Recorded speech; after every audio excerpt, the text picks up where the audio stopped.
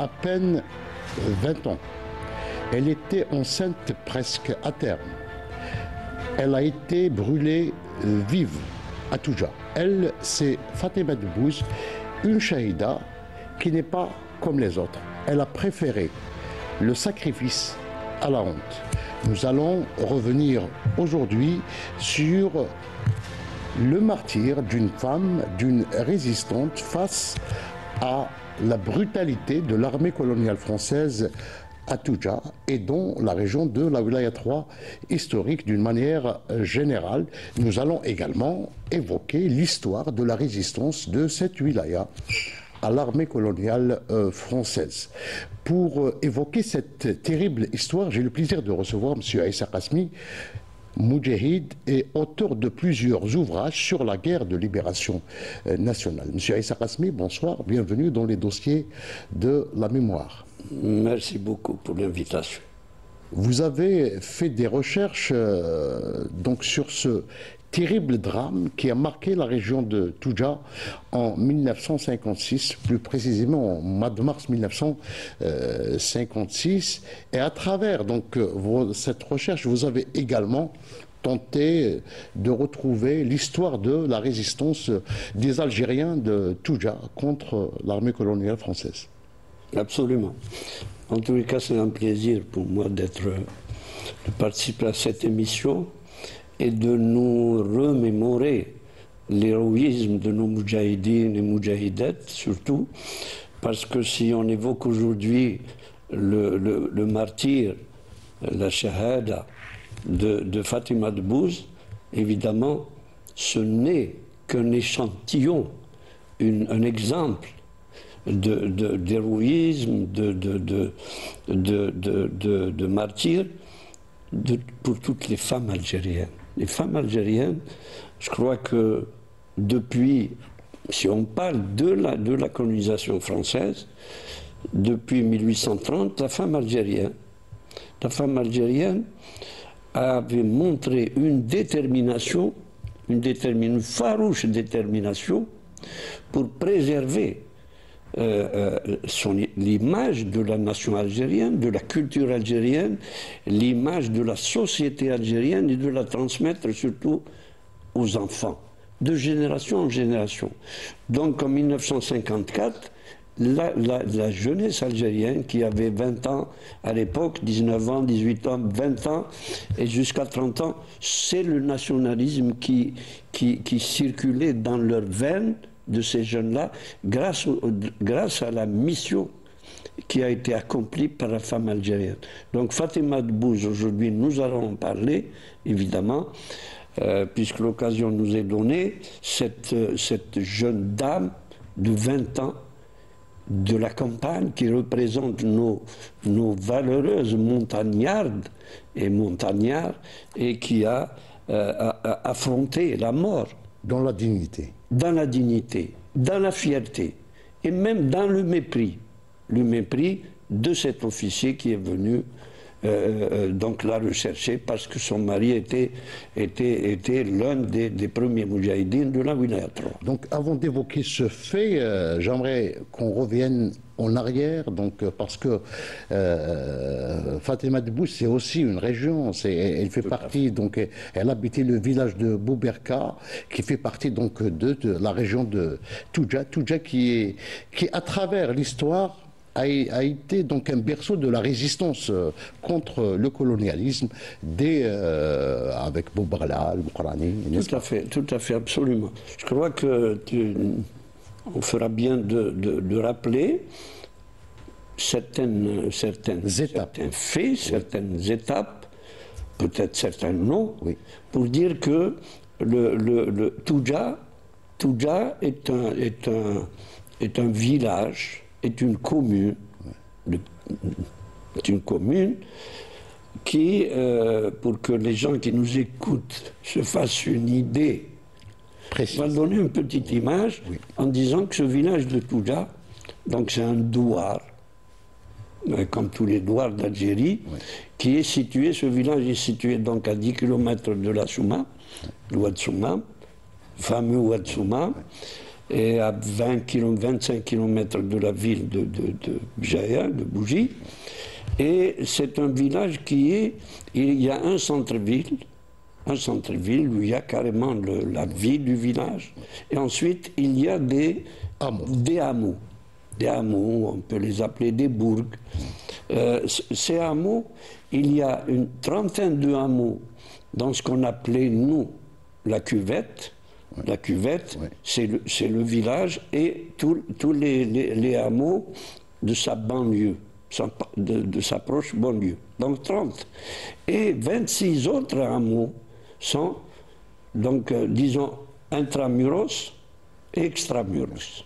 Il n'y avait pas de mur, mais enfin, les villages qui sont rapprochés, les hameaux... Plutôt, il y a le centre et la périphérie. La périphérie. Donc ces villages de la périphérie, il y a aussi 26 villages. Donc 30 et 30. Ouais. Ces villages sont, disons, constituent jusqu'à Bnixila, jusqu'à Terramt et jusqu'à la côte de Bjaya. Et jusqu'à la montagne, évidemment, d'Ibaricel, le mont de l'Arbalou. Donc voilà, donc dans cette cuvette-là, ce village de Boubarka, qui est situé à, disons, à 500 mètres du centre-ville. Le centre-ville, c'est la source de Touja, donc c'est tous les commerces qui sont là, avec maintenant, plus moderne, le musée de l'eau. Donc cette population, comme la plupart de nos populations des campagnes, sont des patriotes et des gens qui sont particulièrement attachés à leur terre. Attachés à leur terre au sens propre et figuré. Donc viscéralement attachés à la terre et prêts à la défendre. Voilà. Donc cette population, depuis la nuit des temps, était connus pour être, des résistants à tous les envahisseurs. Ouais. Tous les envahisseurs, et bien sûr, les Espagnols. Les Romains, tout d'abord. Les Romains d'abord, ah oui, les Romains. Ensuite, notamment, particulièrement, ils ont mobilisé jusqu'à 2000 fantassins, des cavaliers pour défendre la ville de Bougie contre les Espagnols. Ouais. Bon, venant directement... On parle de 500 cavaliers, donc c'est votre chiffre. 500 cavaliers, absolument. 500 cavaliers, 1200 fantassins avaient été mobilisés pour participer à l'insurrection, d'abord de Boubrala. De Boubrala, oui. De Boubrala, donc en 1851. Ouais. Et Boubrala est passé au village d'Achlouf, au village de... Il a visité toute la vallée, donc, et toute la vallée, tous les monts environnants. Toute la vallée et les monts environnants, et évidemment à l'insurrection, au soulèvement, au grand soulèvement de Cheikh Mokrani et Cheikh Ahdet. Là, la résistance était un petit peu particulière, donc, de la résistance 1871 dans la région de Touja, n'est-ce pas? Tout à fait. Oui. Tout à fait. D'ailleurs, jusqu'à maintenant, jusqu'à présent, il y a un endroit, une sorte de comment on peut l'appeler, terrain, d'un plateau. Un plat, une sorte de plateforme comme ça, qui s'appelle en kabyle Yer Mhella. Yer Mhella, le Mhella en kabyle, en amazigh, c'est le camp de la troupe. Ouais. Hier, c'est le champ. C'est le champ. Le champ de la troupe. Le Mhalla, c'est une compagnie armée. Ouais. Jusqu'à maintenant, donc c'est là où ils s'étaient installés, les cavaliers, qui étaient. Ouais. Et à partir de là, ils partaient pour le combat. Ouais. Voilà un petit peu une idée sur lui, évidemment. Alors, mais les conséquences seront terribles au lendemain de l'insurrection de la résistance d'Al-Mokrani. Et donc, il va y avoir le séquestre, les déportations. Bon, maintenant, l'histoire, effectivement, si on parle du soulèvement, de l'insurrection, de la résistance de Mokrani, globalement, évidemment, c'est plus de 2 millions d'hectares qui ont été séquestrés et versés, évidemment, au domaine public de l'État, Ouais. et pour les Distribuer affecter, ensuite. les distribuer après aux colons qui arrivaient parce que c'était les meilleures terres. Ouais. Et les biens, les terres des Toudjistes, on va les appeler comme ça, des gens de Toudja, c'est 1290 hectares qui ont été séquestrés et versés au domaine public pour les distribuer après. Et en plus de 10 000 francs d'amende collective. C'est les amendes collectives que tout le douar doit payer au trésor français. Donc voilà en quelque sorte ce village. Donc, On dira peut-être un dernier mot pour situer ce village. C'est qu'il se distingue d'abord par sa superficie, c'est 167 km carrés. C'est près de 2000 hectares de forêt domaniale, de forêt vierge, donc pour la révolution donc, de maquis, c'est voilà. bravo. Ouais. Donc voilà, de maquis, et c'est il se distingue par sa source d'eau millénaire. Oui. Nous allons peut-être et revenir à la fin de et revenir, et il se distingue donc par cette source et ses vergers, sa richesse en vergers, et notamment les orangers, qui étaient toutes particulières. Cette configuration particulière, parce qu'il est à cheval entre la vallée, donc la plaine, et la montagne. Et la montagne, et le mont de l'Arbalou, 1317 mètres d'altitude, les neiges, et c'est cette montagne qui a été évidemment la montagne protectrice durant la révolution de nos Moudjahidine, la montagne d'Arbalou, c'était très connu. Donc il est situé entre l'Akfadou d'un côté, et la côte de Bougie de l'autre côté. Alors, une autre question, elle concerne maintenant ce passage entre l'insurrection d'El Mokrani et le déclenchement de la guerre de libération nationale. Il y a la période de l'engagement, le militantisme au sein du PPA-MTLD, le parti indépendantiste par excellence. Toudja était également marqué par des figures qui ont milité pour l'indépendance dans les rangs du PPA-MTLD. Tout à fait. Oui. On va citer un nom. Oui. Si c'est possible, c'est Zahir Haddad. Oui. Zahir Haddad, tous nos médias, les journalistes le connaissent très bien parce que c'est un historien, un écrivain, c'est un moudjahid. Un grand enseignant universitaire. Il était dans la rédaction de Moudjahid durant la Révolution, et il était directeur de l'école de formation des journalistes après l'indépendance. Ce monsieur-là, sa maison est juste à côté de la source de Toudja.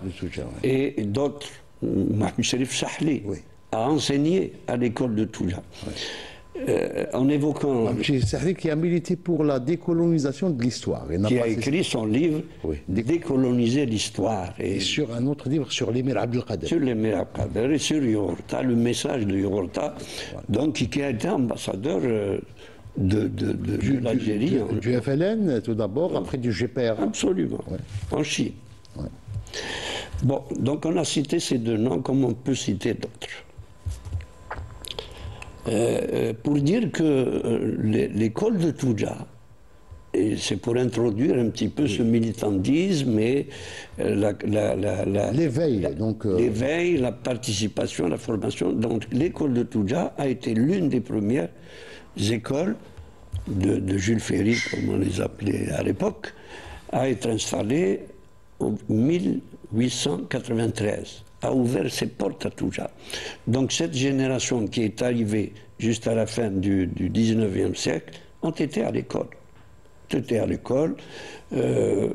Nombreux ceux qui ont été, il y a des enseignants qui ont fait l'école de Bouzria. Alors, cette jeunesse qui est lettrée a pu recevoir une formation politique, a pu ouvrir les yeux sur la nature du colonialisme, Bien qu'à Touja, il n'y avait pas de colonne directement dans le village. On connaissait. C'est plutôt la vallée de la Soumam. À part les enseignants, c'est dans la vallée de la Soumam qu'il y avait. Jusqu'à Al-Qsar qui était le village colonial. Voilà. Qui voilà. Pas loin.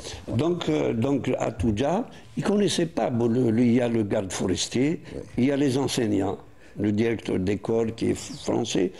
Donc c'est tout. Mais proche de Bjaya, donc cette formation politique, notamment dans le PPA, le MTLD après, donc cette formation a permis à ces jeunes-là, qu'en 1954, il y avait une pépinière de jeunes qui étaient prêts à rejoindre le les rangs de la... Et ils l'ont fait, ils ont rejoint le maquis, et la plupart d'entre eux, de par leur niveau d'instruction, ont été des officiers de l'ALN, un peu comme on en parlera tout à l'heure, le mari de Fatima Mahdarab le Bouz. Ouais. Et alors, donc, Touja s'engage, donc je parle des habitants, ils vont s'engager dès le déclenchement de la guerre de libération, notamment pratiquement tous les hommes de Boubarka ont pris le maquis au lendemain du déclenchement de la guerre de libération. Voilà. Donc, les premiers groupes de Moudjahidines qui étaient arrivés à partir de la Soumam, à partir de l'Akfadou, où Samerouch était arrivé à la tête de la région de la Soumam. Le premier groupe qui était arrivé, c'était le 15 décembre, au mois de décembre 1955. Et ce groupe, qui est passé dans plusieurs villages, a commencé évidemment à recruter les jeunes de Touja. Et comme la famille de Bouz, particulièrement, la famille de Bouz est une famille qui était connue dans tout le Douar comme étant une famille de nationalistes et une famille aussi honorable, une famille qui pesait, qui avait une influence très importante dans le Douar. Avec une deuxième famille qui sont les Chikhoun, dont on reparlera tout à l'heure lorsqu'on parlera de la nuit d'enfer, lorsque le village a été brûlé de Boubarka. Donc les premiers maquisards qui ont pris le maquis, les jeunes qui ont pris le maquis, ce sont des Bouz Ahmed, de Bouz Mahdarab, de Bouz Saïd, donc c'est 5 ou 6 de la famille, dont un Ihadaden, qui n'est pas de Boubarka, donc qui est du village Ihadaden, c'est le cousin de Zahir Ihadaden. Donc ce groupe-là a commencé janvier 1956, à activer dans la région et à commettre des actions armées contre les intérêts de la colonisation. Voilà. Alors, il paraît que Amirouche en personne, en tant qu'il était à l'époque capitaine, il n'était pas encore C'était au début, donc il était capitaine, il faisait le tour, donc on avait un village qui s'appelait Aïtzmaal, qui était juste collé au flanc de l'Arbalou, Aïtzmaal. Il est encore habité actuellement. Donc ce village-là, c'est Amirouche.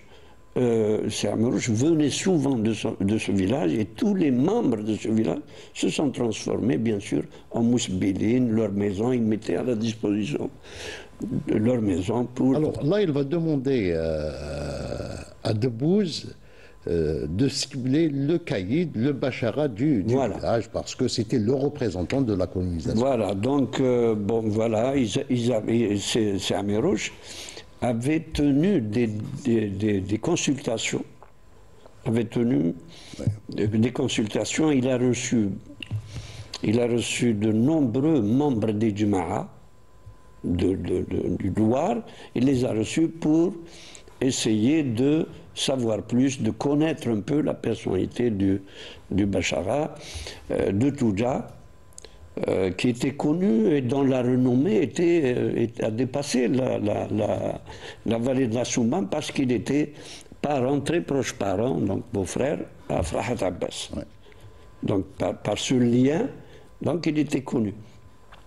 Donc Saint-Mérouche, après des consultations, il était arrivé à une conclusion et que le Bachar Ben Abdelmoumen était Condamné par l'ALN, Nedam à l'époque. on lui a dit, la conclusion est que le Bachara avait une influence sur la population. Négative, évidemment. Négative, mais il y avait une appréhension, si on veut dire, que le Bachara demande à la population de se retourner contre l'ALN. Ouais. Bon. Donc, l'essentiel est que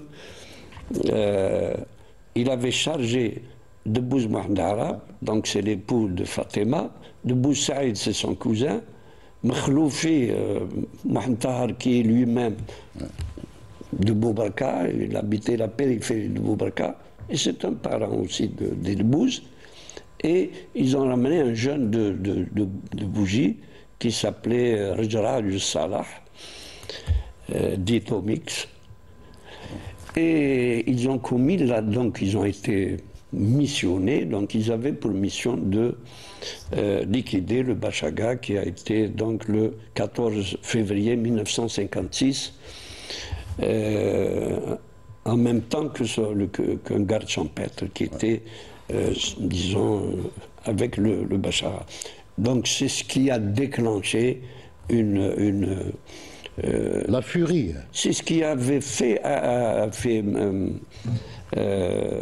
venir à Toudja, donc installer à Toudja une compagnie de militaires, de tirailleurs, à l'école de Toudja, qui a été fermée, et dans une partie de la maison du Bachar. Donc ça, c'est pour dire que la révolution était venu au mois de décembre 1955, mais le coup de starter, c'est cet attentat, cette action armée contre le Bachara qui représentait, comme tu l'avais dit, le symbole de la colonisation, des collaborateurs de la colonisation. Et puis ensuite, les militaires se sont installés.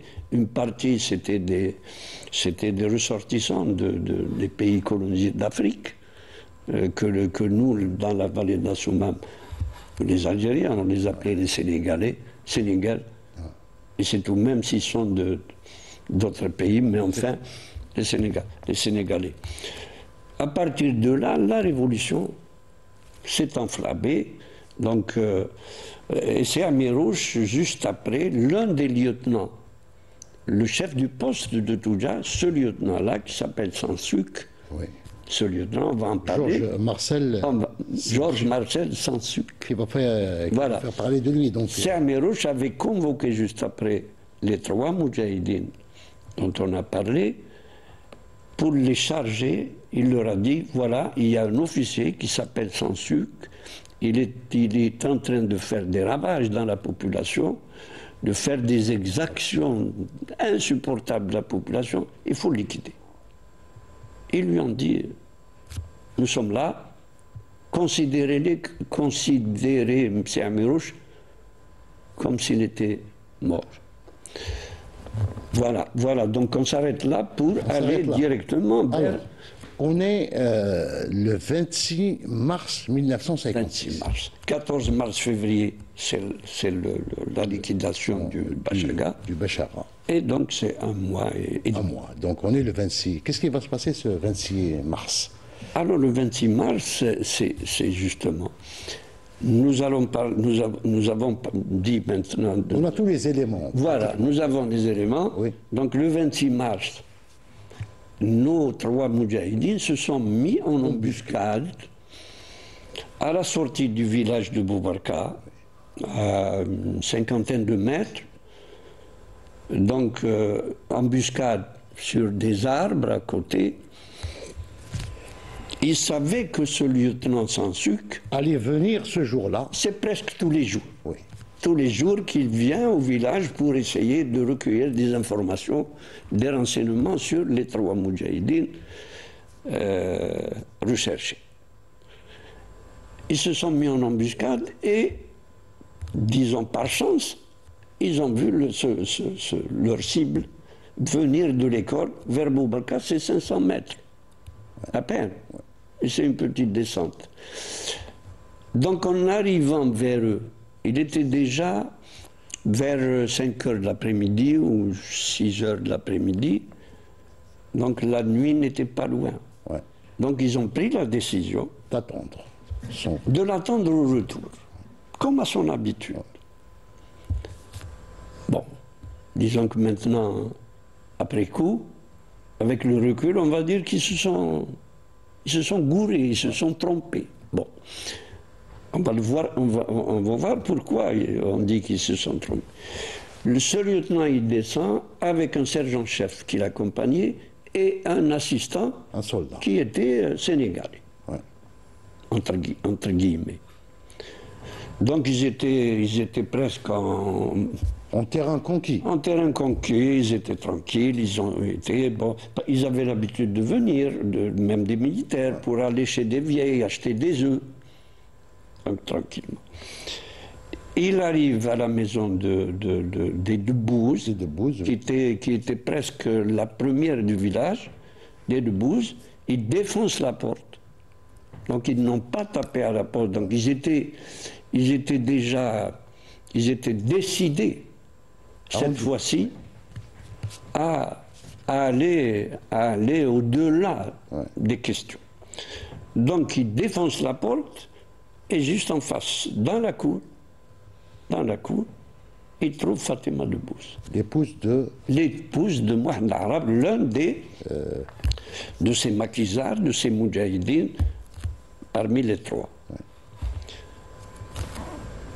Il la trouve, elle était enceinte de 6 mois, elle avait 20 ans, c'est-à-dire toute belle et venant vers la vie.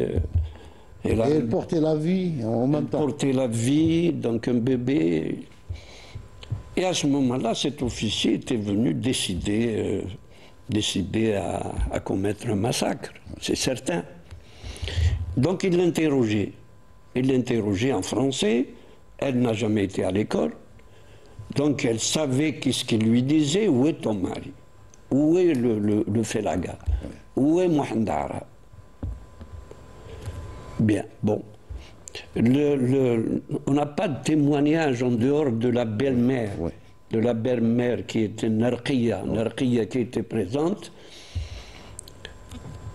Elle lui aurait dit: il est dans ma poche, en mimant le geste. Ouais. C'est déjà un mépris. Ouais. Il lui aurait touché son ventre par le bout de sa baïonnette. Ouais. Et elle aurait, sous toute réserve, elle lui a craché dessus. Parce que c'est un geste humiliant. Ouais. Donc elle lui a craché dessus. À ce moment-là, on dit que le sergent avait un bidon d'essence. Ils l'ont aspergé de la tête aux pieds et ils ont mis une allumette. C'est le lieutenant en personne. Ouais. Mais une allumette et ensuite il a, une fois carbonisé,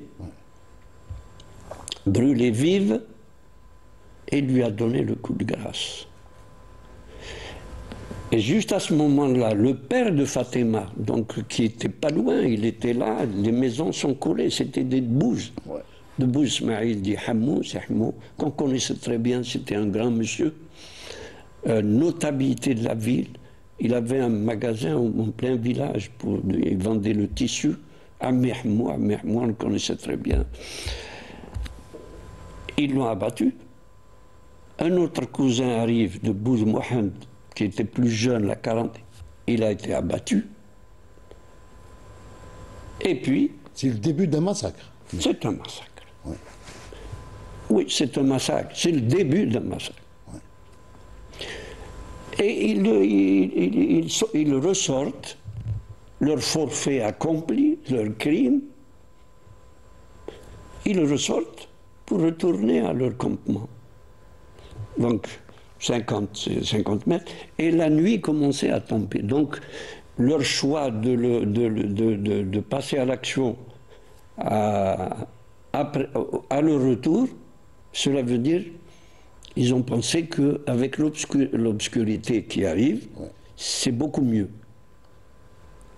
Mais ils ont entendu les coups de feu. Ouais. Donc ils savaient absolument que quelque chose de grave s'était passé. Ouais. Et à ce moment-là, ils ont tiré sur le lieutenant, sans sucre, son sergent. Ils ont été abattus sur le coup.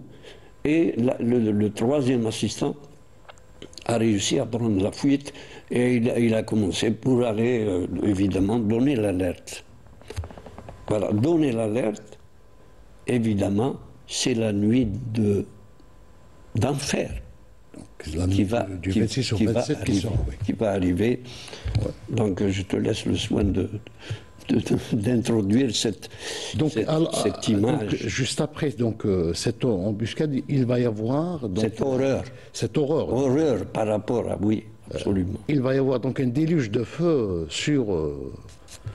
surtout le village de Boubaké qui sera rasé tout simplement. Non, évidemment, le poste de Touja lui-même, le campement de Touja, était incapable d'encercler tout le village. Donc des renforts interminables venant de Bougie, et les trois maquisards avaient pris position juste en face du village de Boubarka. C'est une forêt, on l'appelait forêt de Sahel, oui. Une forêt importante. D'ailleurs, c'est là-bas où il y avait le refuge des Moudjahidines. Et lorsque le Bouch Saïd, qui était le responsable, qui est devenu un grand chef de l'ALM dans la wilaya 3, et qui est resté jusqu'à l'indépendance, il est mort en 2022 à 100 ans, puisqu'il est né en 1922. Ahmed Saïd de Bouz.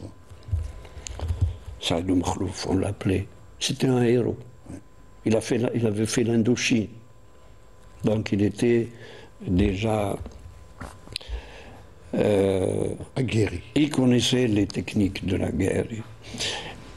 Et Ahmed Saïd, lorsqu'il a vu les convois arriver, les renforts arriver, il s'est mis sur une crête, il appelait les villageois de Boubarka. Il les appelait pour leur dire de fuir. Quelques-uns l'ont entendu et ils ont obéi. Ils sont partis du village pour rejoindre la forêt. Donc ils ont été sauvés. Lorsque les renforts sont arrivés, qu'est-ce qu'ils ont fait? Ils ont encerclé le village. Ils ont bloqué toutes les issues possibles et imaginaires, toutes les issues. Et ils ont tout autour du village, ils ont allumé le feu. Et c'était déjà la nuit. La nuit était déjà tombée. Donc, le feu a pris, c'est des chaumières, il y a énormément de jardins qui sont entourés de clôtures. Donc le feu a pris, il a commencé à monter sur les cimes. Après, on donnera quelques informations plus précises. Et ceux qui ont réussi, malgré tout, à fuir, on les a liquidés, donc on leur a tiré dessus. Il y a eu une dizaine qu'on a réussi à arrêter vivants. Et juste après, ils les ont envoyés dans un camp d'enterrement du côté de Msila. 14 morts.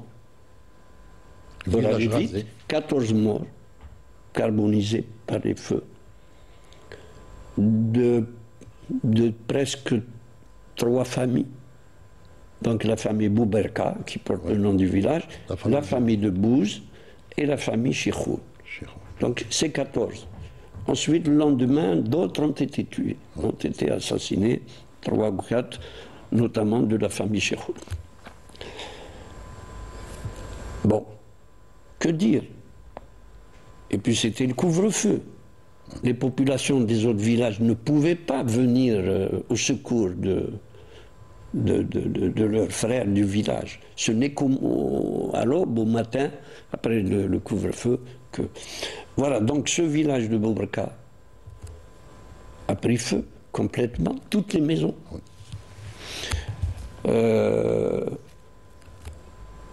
Ensuite, qu'est-ce qui se passe? Fatima de Bouz a été mise dans une chambre, a été mise, le corps a été mis. La chambre ou la maison où elle était a pris feu. Donc le lendemain matin, on l'a retrouvée complètement consumée. Alors, selon Judy Atoumi, qui a insisté sur l'attitude digne face à la mort, elle n'a pas crié lorsqu'on l'a brûlé. Fatima de Bouz, c'est vrai que Judy Atoumi, qui a fait une douzaine de livres sur le défunt Judy Atoumi, sur la wilaya Trawa d'une façon générale, il était lieutenant, il était dans le secrétariat de Sami Roche, et son mérite est d'avoir restitué les maquis, les souffrances, les maquis, l'héroïsme de la wilaya Trawa, rendant lui un hommage posthume, à un chapitre dans son livre, il a parlé de la Jeanne d'Arc de Touja. Et moi, j'avais écrit mon livre en 2018, Touja, mon beau village. J'avais dit Jeanne d'Arc, oui, mais combien de Jeanne d'Arc la révolution algérienne a donné pour la libération de ce pays? Combien de Jeanne d'Arc, de l'Est à l'Ouest, au Sud, de femmes algériennes si courageuses? Oui, effectivement, Fatima de Bouz avait eu une attitude de dignité devant cet officier qui l'interrogeait, qui lui tâtait avec sa baïonnette, elle était digne, au point elle le haranguait par le regard. Elle le méprisait par le regard, parce qu'elle n'avait pas peur de la mort. C'est une armée, c'est du jamais vu, une armée qui tue même les femmes enceintes. Oui, absolument, c'est une armée d'assassins, c'est une armée de professionnels du crime. Depuis 1830, regardant tous les massacres, toutes les exactions, des massacres. Donc, disons-le crûment, et que c'est une armée dans le métier, dans la profession, et de tuer, d'assassiner, sauvagement, sans pitié, ni foi ni loi, ni foi, l'humanité, ni la loi. C'est ce métier. Donc, l'exemple de Fatima de Bouz, je crois que il faut le multiplier par milliers lorsqu'on parle. Moi, je ne parle pas uniquement de la Révolution, parce que mon esprit... Il y a une autre armée, c'est l'armée sioniste qui fait aujourd'hui, qui pratique les mêmes exactions, c'est-à-dire les enfants, les femmes enceintes, les vieux, les malades, on achève même les malades. C'était le procédé de l'armée française. Parce que dans mon esprit, que la guerre ne s'est jamais arrêtée entre la France et l'Algérie de 1830 jusqu'à 62. Et elle continue, sous d'autres formes. Quand j'écoute les informations sur ce qui se passe à Gaza aujourd'hui, moi en tant que moudjahid, j'écoute et je regarde, ce sont les mêmes images. Les mêmes pratiques. Les mêmes pratiques. Mais disons pourquoi? Parce que le racisme, la haine, le sentiment d'impunité, mais avant l'impunité, c'est le sentiment de race supérieure et race inférieure. Parce que les Français, comme les Juifs aujourd'hui, ils se considèrent comme étant une race supérieure. Lorsqu'ils regardent les Arabes, entre guillemets, ils les regardent de haut. Les Algériens, d'ailleurs, le colonialisme n'a jamais, qu'on relise l'histoire, n'a jamais appelé les habitants de ce pays les Algériens. Jamais. Il les appelait franco-musulmans, les indigènes et tout ça, mais jamais les Algériens. Pourquoi? Parce qu'Algérien se leur rattache à un pays. À une terre, à un pays. À une terre, à une patrie. Mais comme on leur a dénié toute existence, donc cela, je crois que, en parlant de Fatima de Bouz, disons que la femme algérienne avait donné l'exemple. Et je crois que, évidemment... Et puis, c'est pas le seul exemple de femmes à Toudja, parce que les femmes étaient braves. Ils ont la réputation... Absolument. C'était des véritables nourricières de toute la région, n'est-ce pas? Elles faisaient fonctionner des... Oui, absolument, je vais dire. Oui. Je vais dire, oui, la femme, si on retourne un peu en arrière, à un certain moment, nous, on était jeunes, on allait à l'école, et en revenant de l'école, évidemment, en rejoignant nos... moi, j'habitais plus loin, c'est à 5 km sous la montagne, là-haut, mais enfin, le village Toudja, grâce à cette source importante d'eau, qui en 1950 donnait 5616 litres minute. Donc les gens s'imaginent, en une minute, il y a 5616 litres d'eau d'une source millénaire, et c'est une eau analysée par des ingénieurs, Benoît, comme on l'appelait. Donc analysée, c'est l'une des eaux les plus pures et les plus Alors ce village se distinguait par l'existence d'une trentaine. On les a comptés, il y a 31 moulins à grains. Ces moulins à grains qui fonctionnaient par la force de l'eau, c'est spécial. Ces moulins étaient gérés exclusivement par les femmes. C'était la fête. Donc des femmes qui, le grain, le blé, l'or... Récupérer après l'or, à livrer, la graine, voilà. Tout cela, et puis comme l'eau coulait à flot, donc celles qui lavaient leur linge à côté, c'était la fête. Donc cette femme-là, lorsqu'en 1959, revenons directement à la Révolution, 59, il n'y avait plus d'hommes valides. Dans le village. Dans le village, il n'y avait plus. Ceux qui sont au maquis, ceux qui sont morts. 59, c'est après les opérations Châle. On doit après l'opération Jumelle. Oui. Bien que l'opération Jumelle a commencé le 22 juillet, s'est terminée au mois de février. Il n'y avait plus d'hommes. Les émigrés, ceux qui sont partis vers les villes, ceux qui sont au maquis, ceux qui sont en prison. Ceux qui ont été tués également. Les morts. Avant que j'oublie, je le dis. C'est 556 martyrs de la commune de Toudja, sur à peu près 3000 habitants.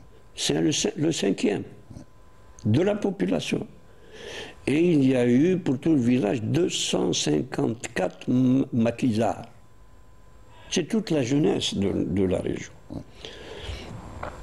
J'allais dire qu'en 1959, il n'y avait plus d'hommes. Qu'est-ce qui s'est passé? Ce sont les femmes qui ravitaillaient les refuges des Moudjahidines qui étaient encore région, parce que les villages ont été regroupés, donc ont été détruits, les populations chassées de leur maison, et on les a mis dans des centres de où ils sont partis vers les villes. Donc il n'y avait pas grand-chose qui restait. Mais les refuges des Moudjahidines, ce sont des femmes qui prenaient leur ravitaillement sur le dos et qui alimentaient les refuges discrètement, avec courage. Et parfois, elles faisaient jusqu'à 15 km à pied. 10 kilomètres pour ravitailler les refuges des Moudjahidines. Donc en 1960, il y a eu une dizaine de femmes, une dizaine, celles qui étaient, donc l'armée française a réussi à leur mettre la main dessus, les arrêter, et imagine-toi, ils les ont conduits, ils les ont arrêtés, torturés, humiliés. Ils les ont internés dans un centre qui s'appelle le centre d'internement Le Tourneux, du nom d'un colon à Aucas. Ils les ont internés pendant près de 6 mois. J'ai les noms ici. Ils les ont internés, non pas dans des cellules comme les autres prisonniers, ils les ont internés dans des cuves de vin. Donc ils enlèvent la porte de la cuve, ils la mettent dedans, et puis qui ont souffert, ces femmes-là. Donc c'est toute la population de la région qui se sont sacrifiés, qui ont donné tout ce qu'ils pouvaient pour arriver à la victoire et à l'indépendance et à la liberté. J'aimerais qu'on termine cette émission en beauté pour un mot sur Toudja, c'est une ville des eaux également. Oui. Vous l'avez dit. Oui, absolument. C'est une ville des eaux, non seulement, mais une ville historique. Historique. Ouais. Historique. On a découvert des nécropoles du côté d'Ibaricène et de Gareth. Ouais. Mais cette source-là a été connue dès l'Antiquité. Dès l'Antiquité, ouais. Depuis l'Antiquité. Mais les Romains, au début notre ère. de l'ère chrétienne, donc en 127 après Jésus-Christ, quelques années avant, cette source a été donc exploitée par les Romains, parce que la ville de Saldée, Bougie, à l'époque elle s'appelait Saldée, les Romains, elle était habitée, il y avait 80 600 habitants de la ville de Bougie. Ouais. Donc ils étaient sans eau. Donc il y a encore les traces de l'aqueduc de Voilà. Rome. Donc cette eau a été transportée par une conduite de 16 km ouais. à travers les montagnes. Et à un certain moment, il y a une galerie, qui fait 480 mètres. Et cette galerie, évidemment, a été creusée par la Légion romaine, oui. Un ingénieur venu de Batna, donc c'est un peu une histoire avec des légendes aussi. Ouais. Le temps ne suffit pas pour raconter certaines légendes, ouais. Mais enfin, cette conduite, c'est mondialement connue, ouais. Étudiée, soumise à beaucoup de recherches jusqu'à présent. Ouais. Et qui a fait de Toudja, donc, que Toudja rentre par cette porte-là dans l'histoire. Ouais. Dans l'histoire. Et après, la colonisation française a repris l'exploitation de cette source. Et en 1871, les Français ont condamné les gens de Toudja en ajoutant au débit de l'eau qui partait sur eux une grande quantité pour les laisser à sec, les gens de Toudja. Ouais. Voilà, donc dire un mot que les oranges de Toudja, ouais. Qui maintenant commencent à... Les oranges de Toudja ont été chantées, Tchina Ouarbelou. Tchina Ouarbelou, parce que le village, ouais. En Kabyle, on l'appelait Ouarbelou, a été chanté par Mohamed Mohamed. Et des poèmes très beaux. Et la renommée des oranges est arrivée au-delà des hauts plateaux, à Constantine. Ouais. à Constantine, parce que lorsque une femme enceinte demandait à son mari quelque chose de précieux, elle lui demandait une orange de Touja, même à Constantine. Ouais. Voilà, on termine en beauté, donc ce sera le mot de la fin de cette émission qu'on a consacrée au martyr de Fatima Debbouze, qui a été brûlée vive le 26 mars 1956 à Touja, et également quelques aspects de la résistance héroïque du peuple algérien à Touja contre le colonialisme français. Merci beaucoup, M. Issa Qasmi. Je rappelle que vous êtes moudjahid et auteur de plusieurs ouvrages sur la guerre de libération et sur le colonialisme d'une manière générale. Absolument.